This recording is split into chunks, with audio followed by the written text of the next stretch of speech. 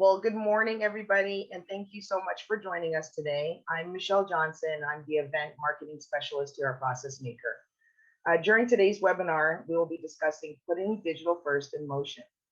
Digital first is a term used more and more frequently in today's rapidly changing technology landscape.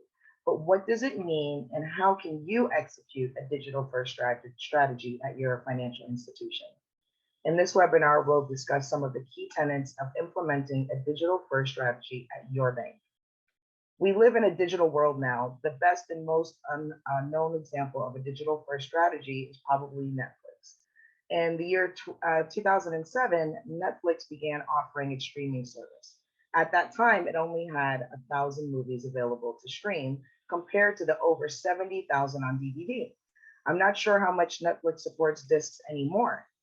The main point in bringing this up is that in 2007, which is over 15 years ago, we can go on and on with examples of all the things that we do digitally. So in 2022, this far into the digital age, how hard can it be to open a bank account through digital channels? Those are the things we're going to go ahead and look at today. First of all, let me welcome our speakers today, which is Chuck Wakocha and Stacy Bishop. Chuck Wakocha is our Director of Product Marketing and leads the product marketing efforts for banking at ProcessMaker. As part of a stellar team at ProcessMaker, Chuck's role is to help define and communicate ProcessMaker's value proposition. Chuck's professional experience covers various disciplines and industries. These range from operations management, sales, human resources, to product development and management. Prior to joining ProcessMaker, Chuck was part of the rapid growth of SageWorks and MST components of Abrigo, where he served in many roles, including ensuring successful change management and the successful implementation of the allowance for loan and lease losses, stress testing, credit analysis, risk rating, and loan administration management tools to more than 300 financial institutions.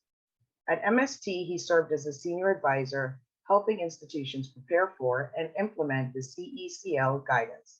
As a thought leader, his analysis have been featured in Forbes.com, covering the story, the fastest growing industry in the last year, Inc.com, covering why landlord profits are through the roof, Inside the US construction boom, private utilities could short circuit despite growth, also the best performing industries in the US. Chuck received a BA in psychology with a focus in organizations and economics from Harvard University and an MBA from the Keenan Flagler Business School at the University of North Carolina with a distinction in leadership. Stacy Bishop is our Director of Banking Sales. Stacy proudly joined the banking industry over 26 years ago and correlates her declining mental math skills to her reliance upon a calculator to balance her teller drawer all those years ago. The true story. The true story.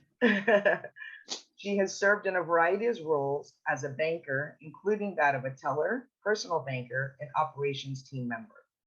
Her focus shifted to serving the banking profession when she joined Jack Henry and Associates in 1999.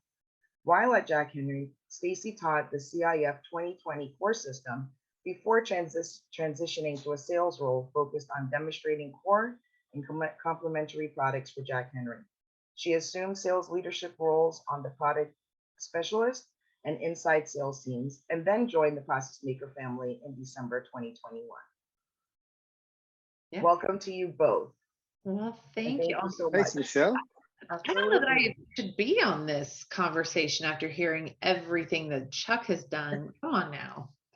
All that body in his seat here. All that is I step in toes and stick my hand in different things. You know. The pleasure to be here with you, Michelle and Chuck. Yes, the feeling is mutual. Thank you. You know, as we get started here, even thinking about the title, we thought it'd be a good point to just ask our participants what digital first means to you. So we'll actually kick this off with a quick poll. Let's go ahead and get that launched up here. Let's see if that's working. So is that visible to everyone there? Yes. All right, great. So just take a second or two You know, this is a single choice question here.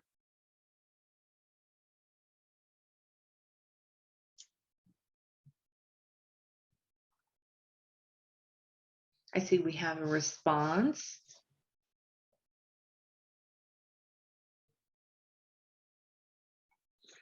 So the question is, what does digital first mean to you? Digital what? I have no idea. You tell me. My bank has an app. You can check balances. Or, you know, our strategy is viewed through the lens of digital transformation. Or let me get back to you on that. Maybe after the at the end of today's session, may be able to get back to us on that question.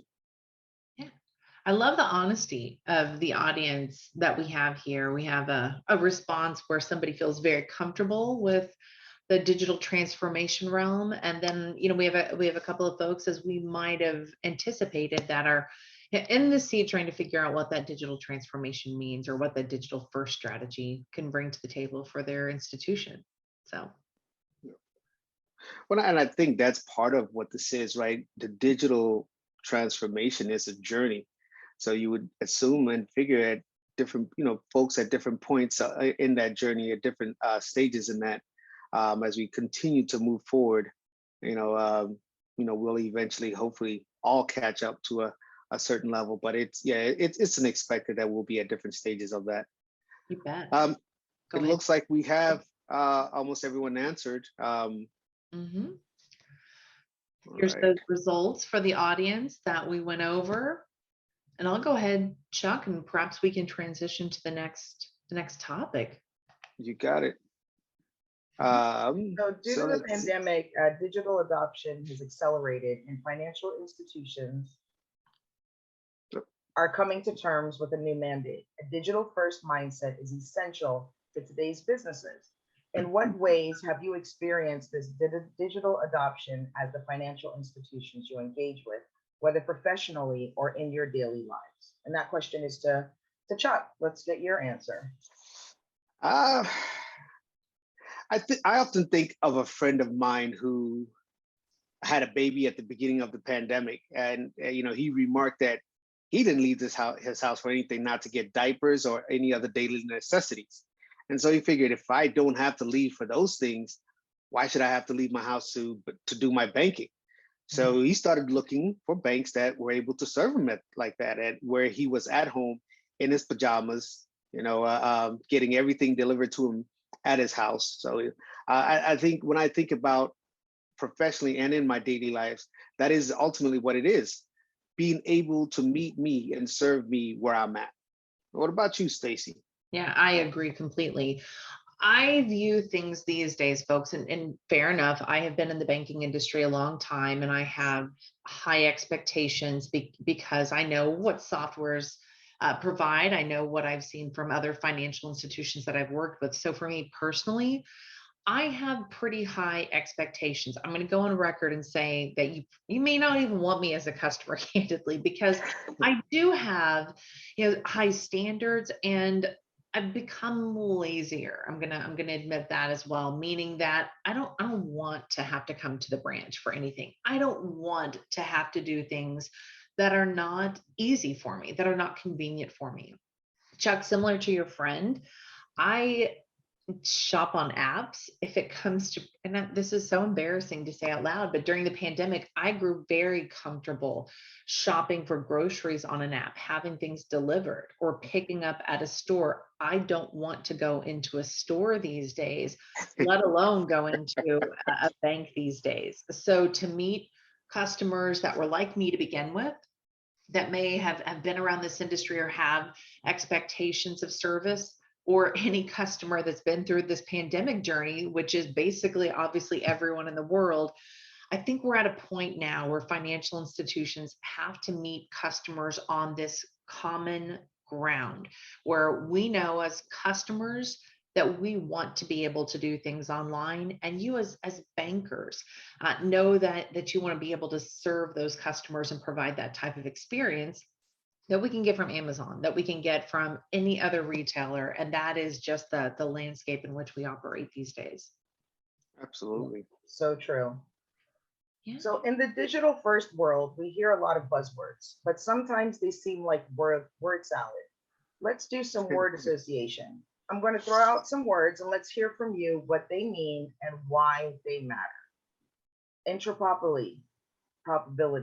me, integration, APIs, microservices, and partnerships. I love that word salad. It does picture, everything just thrown together. And as I hear those, I see some things that are very related, right? API, integration, interoperability. And when I think about those, and how they're connected, interoperability is the ability for different systems to work together. Mhm. Integration is the process then that connects those different systems. And API, for those who don't know the acronym, the application program interface is the mechanism that allows those applications to communicate to each other. So ideally, what that combination is, different applications should be integrated via API so they can work together. So often when you look at a financial institution, they have so many different systems there. And in maximizing or optimizing the uses of them, it's important that they all work together, especially in a digital world. It doesn't make sense that you do something digitally, and then in order to get it to go to a different system, that then you have to manually move it, manually rekey it, or things like that. So creating that ecosystem where things are integrated, right? And they have to be inoperable. So the systems should be structured typically via a mechanism like an API that would allow that integration. So when I think about that, those are the first things that come to mind for me. Yeah. I mean, the first thing that comes to mind for me is that you are dead set to win a Trivial Pursuit game if you throw out those words or impress people at a party. But candidly, ladies and gentlemen, anyone watching this today or in the future, please know that the terms that Michelle and Chuck have both referenced, those are table stakes for playing in today's banking environment. As a banker, you should have an expectation that your systems work together so that you're not faced with a stack of paperwork after some customer engagement, whether that's opening a new account, performing some maintenance for a customer, and you achieve that by these terms that have been thrown around, these word salad terms like interoperability and API and the others that Michelle had referenced. And I would tell you that not only are they table stakes, those types of elements, while technical, they provide the customer and that end user with the experience that we hope to provide to them. So regardless of what your tech stack looks like, whether you want to use legacy providers, whether you want to use fintech relationships, or you want to marry the two together, the terms that have been referenced are the way that you do that. And the customer doesn't have any idea that we're piecing together these best in class solutions. It just affords us so much these days. And I beg of you, don't take them for granted. Pay very close attention. Absolutely. So far too often, banks are automating poorly designed processes or experiences. Can you think of examples of some of these poorly designed processes? Oh yeah. Chuck, do you have an example you want to start with, or? I do. Yeah, it was. It's funny I think mentioned that. We started with Netflix being a prime example of someone who adopted digital early, and even pushing at that point where there was pushback even from the customers a little bit who wanted those discs, and even from the board. But looking ahead, understanding where things were going. And recently, I had a conversation, with a financial institution, and as I get into that, it's important to make sure that we convey that a digital first strategy does not mean a mutually exclusive structure to your current processes, which are based on physical infrastructure. While they are not the same, they should work in concert with each other. So this financial institution I was recently talking to had a different process and platform for digital and a different one for their in-person experience. So at this institution, if a customer started a digital application and needed to come into the branch, that customer would have to start all over again. The folks in the branch had no ability to access that application information, no visibility on what was happening. They would essentially have to call into the operations center folks and have them wipe the application, so that there's no duplicate of it when they eventually brought it to core. But they had to wipe the application so they can start all over, right? And you can imagine what that customer experience would look like, for a digital application to be started and then have to, thinking that you're coming into the branch to get support and get help and have to start over. So, it's important for the financial institution to have some synchrony between those things. So again, thinking about the customer experience first, right? The financial institution that has a digital application should also see and make sure that it's not disconnected from the other systems for the other in-person experience. Absolutely. Yeah, and I would mention having been in or around banking, kind of, I would say growing up in banking, but I think I'm at the stage where I have to say I'm growing old in banking these days. You're not growing old, Stacy. Oh, the charmer. Thank you, Chuck. But I would say that often in banking, we require various pieces of paper or various things to occur because we feel, and maybe rightly so, that we need a signature, or we have a process in which I'm going to use the 6 most expensive words in business, but we've always done it that way. We try to take some of these past experiences and impose them into a digital type of landscape. And then we're left with scenarios in which customers have to mail in a check, if we're going to use Chuck's experience of where you're opening an account online, or to do things like an address change. Recently I've had to go through the process of either dropping off in branch a signed form. I could print it at home, which was great, but I had to sign it and return it in branch. They wanted it notarized, which I thought was pushing it a little bit for one of these banks that I have a relationship with. But that type of experience seems so crazy to me these days. Or I'm going to throw one more out at you. Any of you here on the phone or watching this after the fact, if you have a customer that needs to reset an online banking password, and they have to do that on a browser version of a software versus a mobile version, or change address or email addresses, this is not the experience that customers are used to with Amazon or with online retailers. And I realize we in banking want our systems to be safe and secure, but folks, there are ways that we can do that and still provide a seamless experience for the customer where they feel like it's easy to do business with us. And that's what it boils down to. That customer experience is paramount. And as I hope everyone is paying attention.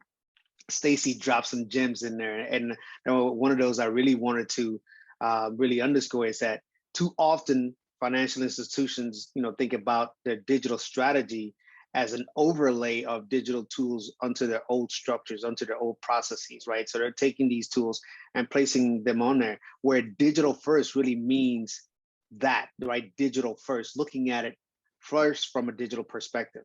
But again, it does not need to be mutually exclusive, right? So it's not just taking that and slapping it on top of it. So great point there, Stacy. Well, thank you, Chuck. I don't want to belabor this point, you all, but if I may, speaking with banks around the country over my career, I often hear people say, well, that's probably not important to our customers because we have rural customers, or we have older age segments within our bank, or any number of reasons that we shouldn't offer something more in a digital first, or even these days, a mobile first type of offering. And folks, I would just caution you to keep in mind, of course, that regardless of where people live, their profession, or their age, things have been vastly accelerated over the past 2 years. We all know that. We all know that the pandemic has created this surge of technological advancement in segments where we previously wouldn't have expected it. where my mom is using Zelle, where we have other individuals. My parents happen to be farmers. Growing up in a rural area where they now use tools and technologies. uh, Online banking for them is a big deal, but it's something that I never would have expected them to use. Right. But they have grown accustomed to it, not because of the pandemic, but just because it's a tool that we have available. So I'm saying, using a lot of words just to just maybe perhaps caution us as bankers, that we sometimes try to justify perhaps why our customers may not be interested in technological advancements. And I would just suggest, be curious and challenge that assumption, and maybe have some conversations with some folks in those key demographics. And let me jump in that too, Stacy. I've heard that um, resistance sometimes, and even utilizing like rural customers as a way to express concern for adopting this. Where in actuality, um, digital adoption is actually pretty high with rural customers, right? So you think about the undertaking. I mean, we're talking about not going to the branch, and I think one of my closest branches 5 minutes up the road, and I'm not going to go.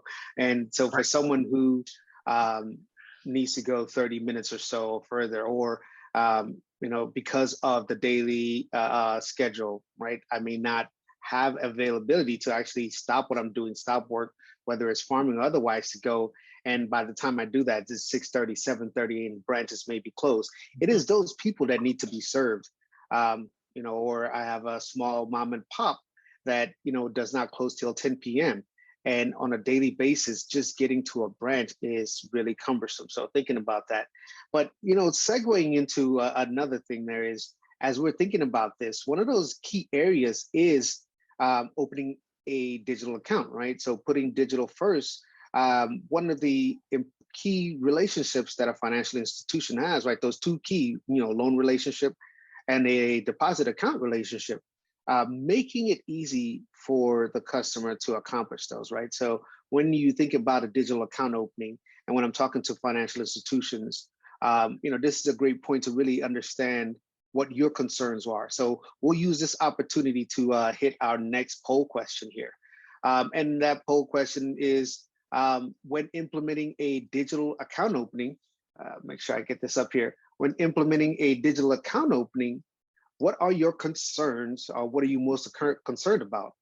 Customer experience, the gathering of information, the know your customer, know your business, and fraud, offering the right products and services. Maybe you're used to guiding customers into the right products and services as you get to know them, rather than letting them pick in self-service. In that last mile, the funding, right? So we get this open. How do we, fund that? Where in branch, in person, you're used to funding at the teller with a cash or check, right? And then also getting all that information into the core through the integration. So the poll is up. You know what? I'm not seeing I it. don't see it, Jeff. Is it not up? Let's No. try this again. How about now? No. You know what I had to do? I think it's set up a little bit differently than I've seen in the past. If you go click at the bottom of your screen, ladies and gentlemen, there is a button called polls. If you point and click on that, there is a drop down box. Hopefully it presents for you like it did for me. The poll, there's a drop down box that lets you go to the second poll question. So a little bit of a different setup here, but that presented those options that Chuck just mentioned. All right.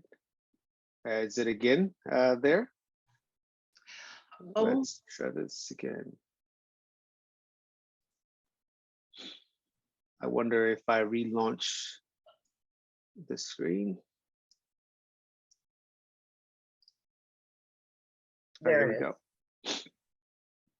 All right. So those questions again, when implementing or in thinking about implementing a digital account opening solution, what are you most concerned about at your institution? Is it the customer experience, the gathering of information, the KYC and KYB, knowing your customer, your business, and the fraud? Or is it presenting and offering the right products and services? or in the last mile with funding and/or with core integration. So choose all that apply, right? These are not, it's not one or the other. And it looks like funding is a big, I guess, the big driver in this for most folks. I guess that last mile still is probably a concern. And maybe related to that too has been the concern that this could be fraudulently funded as well. So again, these things are not mutually exclusive. I think as financial institutions are looking at this and considering this, there are a host of things that they want to, take into account as they go through this. So. Right. All right, I have another question for you too. Another term that is getting thrown around is embedded banking. What can you tell me about that? Chuck, if you'd like to go first. Ooh, embedded banking. Now that is, for me, that is where financial institutions, I used the term ecosystem earlier. It's that when I come to whatever platform it is, and all these things are integrated in that ecosystem. So typically when you're hearing this industry-wide is when non-financial companies offer services, through their platform as well. And so from a banking standpoint, where you're seeing this is bringing in shopping to this, bringing in, ability to do other things with it. And from non-financial entities, it's bringing in services and things that were traditionally or typically offered by banks, right? So I think about Square, for example, who has moved more and more closer to a financial or behaving like a financial institution. But that was like extending credit for a lot of their small businesses in trying to smoothen out those ups and downs of cash flow. They would extend credit, through those because they saw activity through their point of sale. So you would see that. And for the customer, that embedded finance for me is being able to seamlessly perform whatever activities I wanted, whether it's getting credit, shopping, purchasing a flight, renting a car, and creating an environment where I can do all that. So the line is blurred between my personal, my banking, and other areas of it. Yeah, absolutely. I couldn't have said it better myself. The fact that we can extend banking to non-traditional banking or to non-traditional experiences, customer experiences, typically purchasing experiences is what embedded banking is all about. And for those of you here on the call that do happen to be bankers, gives you another chance to earn some revenue, another revenue source or channel.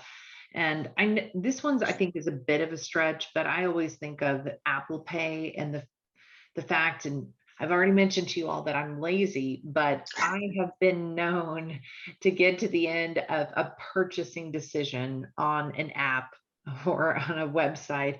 And if I don't see Apple Pay out there on my phone, I will just stop and abandon the experience. I want it to be easy. I don't want to have to type in my debit card or try to remember, the 3-digit code, as we like to say, even though I think I have it memorized probably too well. I just want to be double click, scan my face, and I'm done. It knows my address. I don't have to do all of the work and effort. And my bank benefits because my debit card is hooked into my Apple Pay, and it's just a pleasant all around experience. So, Chuck, I agree with you completely. As a customer, it's the best of all worlds in that with embedded banking, don't have to care about who the players are involved. It's the experience for me. It's the purchase, it's the decision. And I let things get, just sorted out in the background. For the bank, it's beautiful for each of you, because it does enable you to capitalize and leverage another type of revenue stream. There's something you said there, Stacy, that I think is a little bit intriguing, right?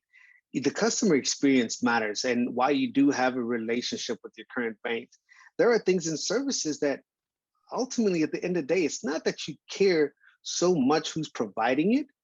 you care that it works, that it serves those needs. And so when we think about, our customer experience, right? When we put ourselves, we have this the pleasure of being able to see it from both sides, right? When we put ourselves purely in that customer seat, Mhm. I want to know that this is working, that this is being served, that I don't have to go outside to get diapers, right? I don't have to find anything else because I have Apple Pay.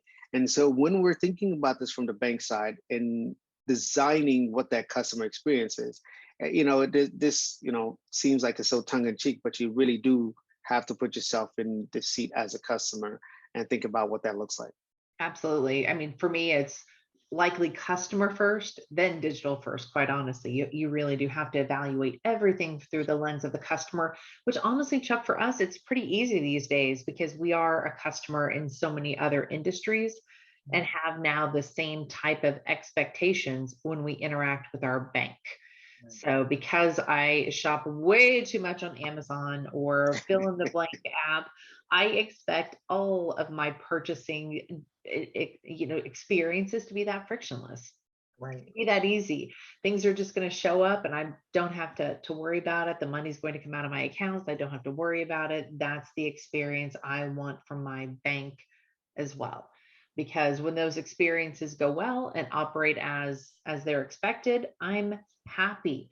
When I get to a scenario in which I feel like my bank is a barrier to my happiness and my experience, that's when I, as a customer of a bank, tend to shop around, tend to start looking at rates, tend to start being a bit more mindful of, reward checking experiences and other types of elements. So, And when I think about that customer experience, going back to that last poll question, when a bank is looking to craft and create what should be a great experience for a digital account opening, I think of four pillars that are really important in this. And I wouldn't say that in those pillars, while they, you think about it from a column standpoint, they're all necessary to keep the structure up. But there are some that I think may be just a little bit more important, right? In those four pillars, probably the easiest one and the easiest slip is the gathering of information. And, for a lot of folks, that can be done, by using fillable PDFs. In the big scheme of things, that's probably the easiest part of it, how the information we need to get about the customers, right? But then another stage of it is understanding and validating who that person is, so that know your customer, know your business, identity verification tools. So in person, we take for granted the person across from us, is who he or she, says who they are, right? But digitally, we have to take a step back and wonder, is that person out, across the screen or across the digital world landscape, the person they are, right? So those things are important, right? And those elements are important in reducing fraud. But once we get past that, some of those key areas, such as the conversations that we have to understand the customer better, to identify which products and services to put in front of them or guide them towards, those are things that we can easily be done, through, how we drive the journey, the questions that we ask, or how we guide the customers in there. We have all those key tools in the application. We've just been used to having someone distill that information and guide that, but that can be driven. And then per the poll, in that last mile, the funding is a huge part of it, right?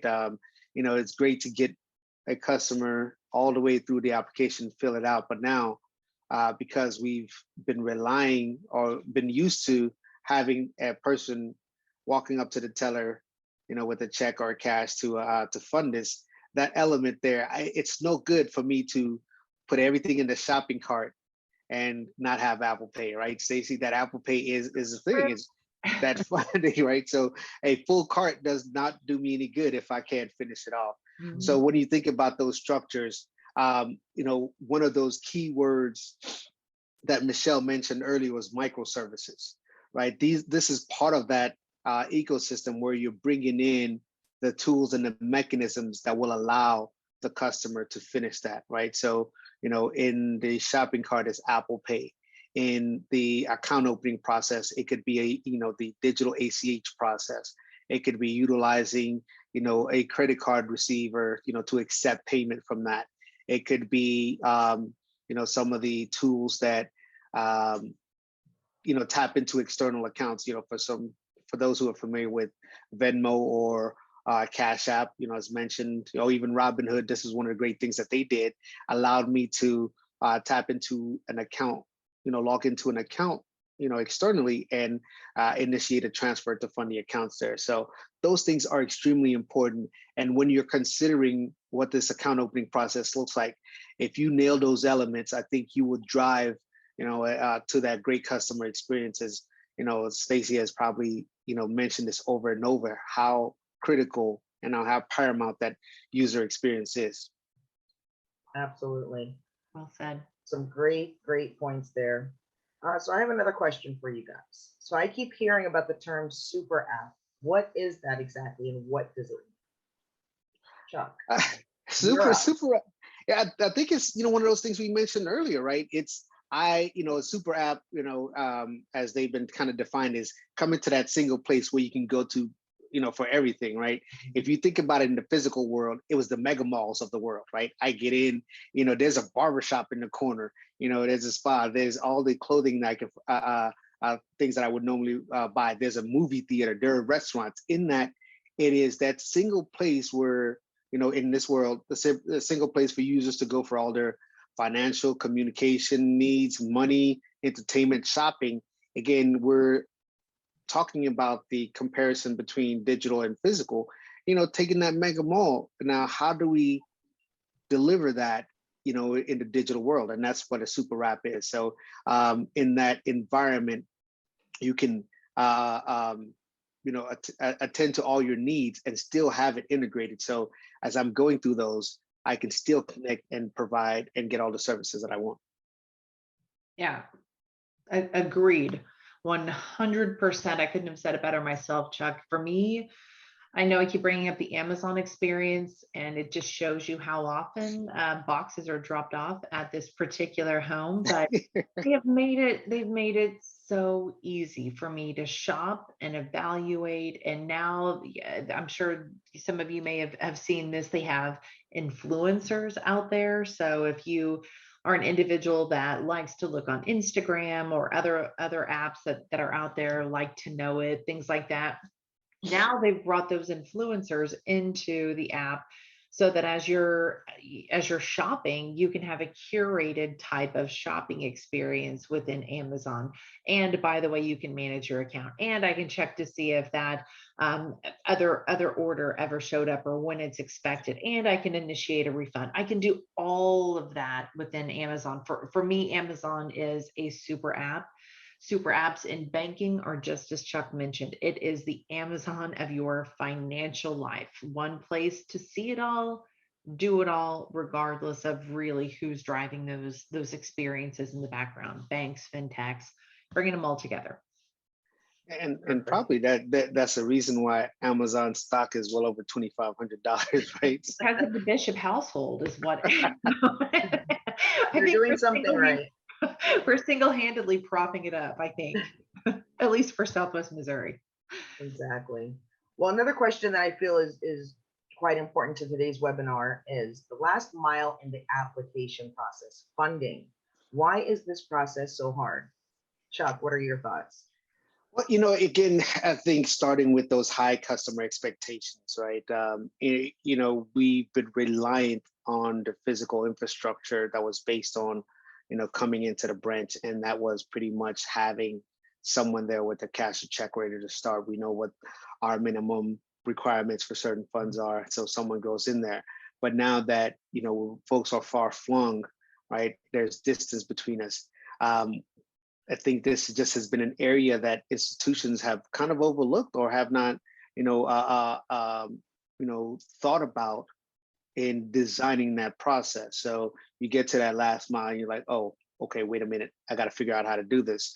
And so the customer expectation is that it needs to be real-time funded, right? So if I go into the branch, I'm expecting that I put in the, and I fund it right there, I'm able to start moving right away. That expectation doesn't change, right? Doesn't change that I'm sitting in front of my computer doing this. So if I need to if I have gone through this application process and opened an account and I've been told it's open, but I can't get money into it. I can't get money into it and then use it. That's a real problem, and that's something that institutions need to think about. That is a critical last point to the customer, and I think that's why it's been so hard. It's just they've been so front heavy in thinking about the other parts of the application that they have neglected that last mile. Right.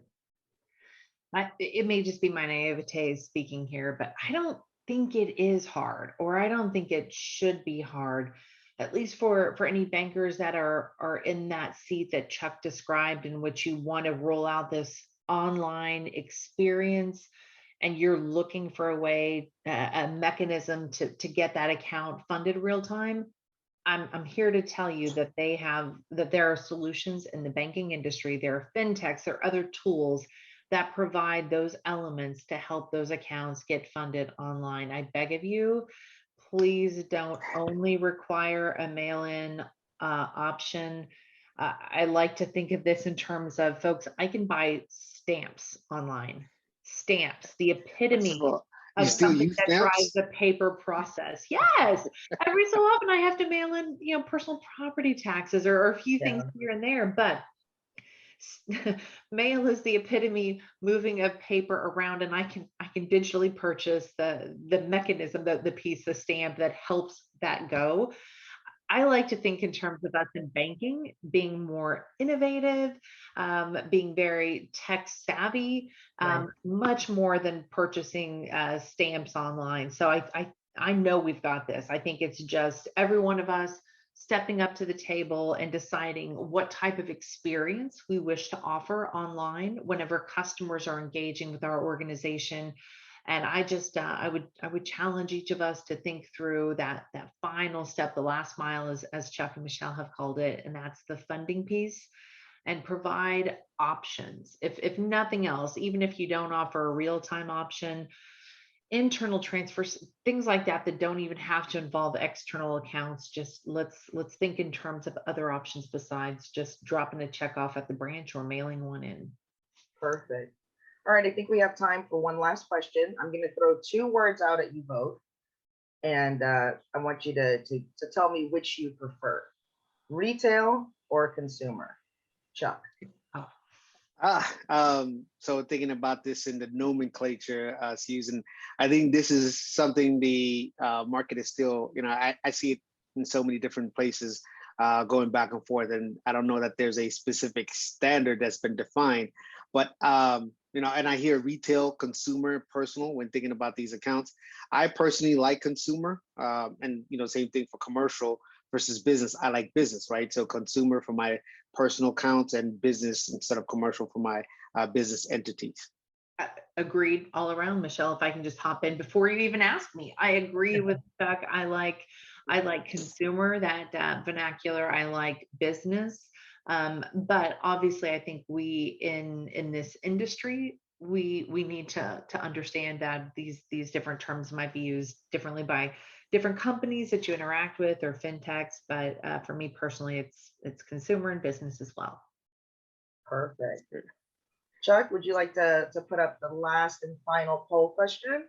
Sure. Let's see. I think last time I had to stop sharing my screen in order to do this. So let's get this poll up.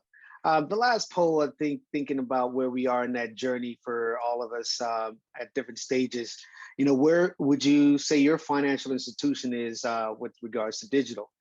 At the vanguard of digital, right? You're the pioneer, early adopter. You like to move fast and early, or are you somewhere a bit down the road? You're making strides with your digital strategy, or are you just starting to dip your toes into it? You have a mobile app, but not much else.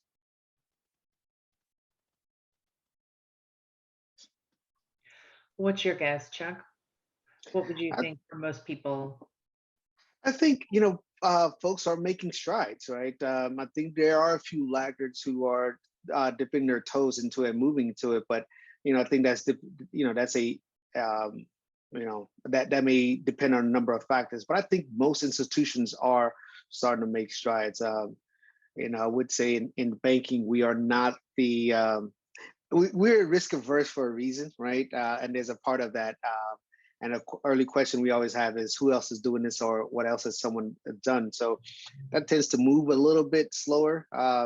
And we'll let someone else jump on first. And, even mentioning the implementation of the CECL guidance, a lot of institutions I was working with during that time, they were waiting to the last minute. When's the last moment that we can put this into place? And that tends to be what I see most often. Yeah, I agree. I do. I would imagine that most financial institutions in the U.S. Today and likely even abroad find themselves understanding that there's a digital strategy and everyone has their own headwinds to deal with internally and other strategic priorities. But I think everyone sort of we're at a stage where most individuals and most organizations understand that this is these digital elements are not going away anytime soon, that this is where the market is at this point. That's where not only where the things are heading, that's where we're at, and that's where our customers are leading us. So yeah, There's no turning back now. that's correct. Yeah. So and that is what we found here with the poll, that it is folks are making strides, and I think that was the impetus for this putting digital first into motion webinar is trying to get a feel for what that looks like. What are the things that we could be doing better? And probably the big takeaway in that is something we mentioned at the top of it is, looking at it digitally, digital first, right? First from a digital perspective, and not trying to overlay digital on top of old processes, right? And considering in that ecosystem, in the idea of those microservices, what are the things that fit with the bank, right? We may have a set of tools already. Can we maximize them through integration, right? Utilize that interoperability. And then where are the gaps that we may have and need to acquire new things or put things in place? But again, digital first as a view, as a way of looking at it, starting with that lens and then going from there. Perfect. So We're down to the last few minutes here. Let's go ahead and open up for Q&A. If anybody has any questions, you can submit them at the bottom of your screen by clicking on the Q&A icon. There was a question that came in, and I think this actually may touch upon our next our next webinar, which is going to be best practices in reducing application abandonment. But Stacy, you know what? I'll let you address this because I think this was very close to a point you made over and over in reducing abandonment. What are those things that, I think you mentioned Apple Pay, was one of those key areas, right? What are the other things that, to come to mind when you would, when you think about application abandonment or walking away from a process you already started? Yeah, I will tell you that what I look for, whether it's shopping online, whether it's, and it sounds like I've made myself into this person where each of you are going to think that's all I do during my lunch break and in the evenings. That is not the case. But I will tell you, even even shopping around for banks, because I do like to experience different financial institutions, credit unions, things of the like. But for me, I evaluate the user interface. I want to, and this is going to sound perhaps a little, I don't know, girly.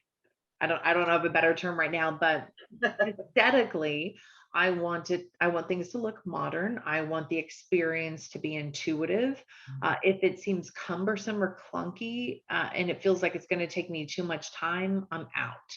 But in addition to just being aesthetically pleasing, innovative, just intuitive as well, I expect, easy fields that are completed, the basics. I want it to be fairly quick. As a customer, I will tell you there's a lot of time frames thrown around in the industry. You need to be under 3 minutes. I'm not as sensitive to that, although candidly we can operate in those same time frames. For me, it's more important about, I know what is needed of me up front, what you're expecting of me, what do I have to have handy? And then by the time that it's completed, I want the peace of mind of knowing that I can immediately see that account available. So again, for me, I do tend to think in terms of customer experience first, digital second. They're kind of married together, quite honestly, but give me something, aesthetically pleasing, intuitive, easy to complete, and don't put up any unnecessary roadblocks in my way where you surprise me at some stage in the process where I have to go dig out something, a checkbook or something that you didn't notify me of previously. No, I feel like we have a similar brain there. Echo the same things. Aesthetically pleasing. For those that know me, know that I like wine, and and I often will pick a wine bottle, an unknown wine, based on the bottle, right, and the label. So if I come in and the label, looks one way, it doesn't look like they put in any time into it. I'm moving right on. So it's it is part of that initial experience, right? It is the handshake in the digital world, right? It is the first experience when I come in there and I look at the website and I look at the way it's laid out. If there's no time, or it looks like no effort is put into it, I'm already hesitant. And then the other parts that we kind of would expect, when I click a button, it's supposed to work, right? When I go somewhere, is it intuitive? Am I spending too much time trying to figure out what to do next or where to go? And if those things are done from a design standpoint, I think we would say that it would go further in reducing the abandonment that the market has now told us that in many cases it can be up to 70%. 75% of applications are abandoned because of many different factors. Right. We're fickle these days. We are fickle Mhm. customers, and our prospects are as well. Rightly so, because of these experiences we've had. So, Absolutely. Well, I think we're at the end of the road. I just want to say thank you so much to Chuck and Stacy. You both have been very, very informative. It was great today. So thank you both. And I'd like to thank everybody else for joining and connecting with us today, taking time out of your busy schedules to be with us. We hope you'll join us again next month. We will be sending out invites for our webinar in the coming weeks. So please be on the lookout for that. We'll also be sending out a copy of this recording for anybody who had to hop off for any meetings or such. You can always look out for that email as well. So thank you all so much. Have a great rest of the week. thank you, Thanks, everyone. Michelle. Thank you, Chuck. Bye to everyone. Bye.